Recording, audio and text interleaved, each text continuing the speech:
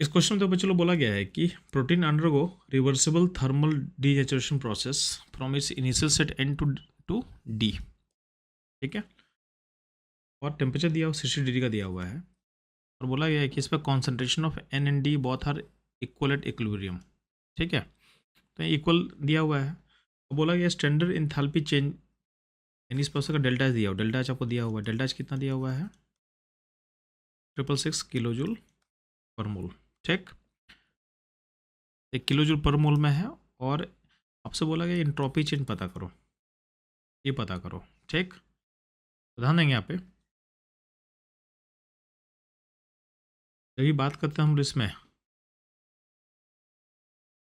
तो हम लोग डेल्टा जी इक्वल बोल सकते हैं delta H minus T delta S not बोल सकते हैं हम लोग, ठीक है। हमको ये पता करना था टेम्परेचर कितना दिया हुआ 60 डिग्री दिया हुआ है। अब इसमें इसमें क्या है कि हम लोग एज्यूम करेंगे कि अगर सिस्टम इक्विलिब्रियम पे होगा तो डेल्टा जी क्या होता है, जीरो होता है,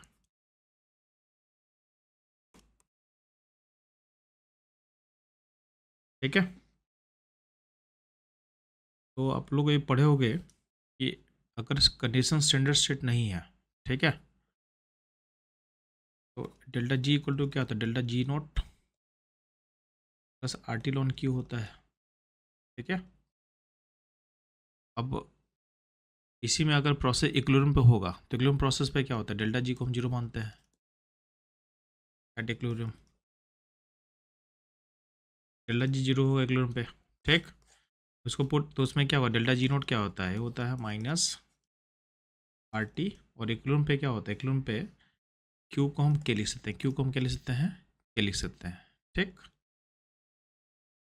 तो आर टी लॉन क्या हुआ, ध्यान देना आपका डेल्टा जी जीरो होता है इक्विलिब्रियम पे, डेल्टा जी नोट नहीं होता है। तो इस क्वेश्चन में जब देखेंगे हम लोग तो एन, तो इसका जो के इक्विलिब्रियम में लिख सकते हैं, तो क्या होगा concentration of D divided concentration of N. अब दोनों वैल्यू क्या था, सेम था, तो सेम था तो क्या होगा, कैंसिल होके क्या हो जाएगा, वन हो जाएगा, ठीक। इक्विलिब्रियम पे के इक्विलिब्रियम का वैल्यू वन है तो क्या होगा, इसको पुट करने से क्या होगा, डेल्टा जी इक्वल टू होगा minus R T lawn one, तो लॉन वन क्या हो गया जीरो, इससे निकल के आता है डेल्टा जी नोट का वैल्यू क्या होगा, जीरो हो जाएगा, ठीक। तो इस प्रोसेस में जाके इस इन्फॉर्मेशन का यूज़ करके हम निकाले कि के इक्विलिब्रियम का वैल्यू क्या हो, वन हुआ, और के इक्विलिब्रियम वन होने के कारण क्या होता है, डेल्टा जी नोट क्या हो गया, जीरो हो गया। अब इसको हम पुट कर देते हैं, जीरो पुट करोगे इसको तो delta H naught minus T delta S naught का वैल्यू क्या हो जाएगा, जीरो, ठीक। तो यहाँ पे delta H naught equal to क्या हो, टी डेल्टा एस नोट। अब यहाँ टेम्परेचर केल्विन में होना चाहिए, तो टेम्परेचर का जो वैल्यू हो कितना होगा, तो 273 प्लस 60, केल्विन में वैल्यू कितना हो जाएगा, टी का वैल्यू हो जाएगा 333, समझ में आया। तो डेल्टा एच नोट का वैल्यू कितना होगा चलो, डेल्टा एच नोट का वैल्यू था 666 बाई टी, तो 666 बाई 333 का वैल्यू हो जाएगा 2 किलो जूल, ठीक है, और मोल। तो आंसर जो होगा, आंसर हमारा होगा ऑप्शन 3 इसका। इस क्वेश्चन में आप गड़बड़ क्या करते, अगर ये कैलकुलेशन आप नहीं करते, ठीक है, तो डेल्टा जी नोट जीरो होगा कैसे आपको पता नहीं चलेगा। इस क्वेश्चन में थर्मो का भी कॉन्सेप्ट यूज हुआ है और आपके केमिकल इक्विलिब्रियम का भी कॉन्सेप्ट यूज हुआ है, दोनों को यूज करके निकाला हुआ है। कुछ बच्चे इसको डायरेक्टली भी सॉल्व कर दिए हैं।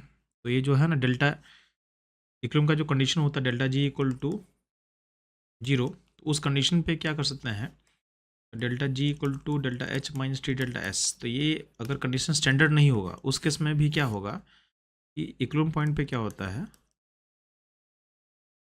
इक्विलिब्रियम पॉइंट पे डेल्टा जी को जीरो करके हम डेल्टा एच को टी डेल्टा से इक्वेट करते हैं, बट इसमें क्या कंडीशन स्टैंडर्ड नहीं होगा तभी ये हो पाता है।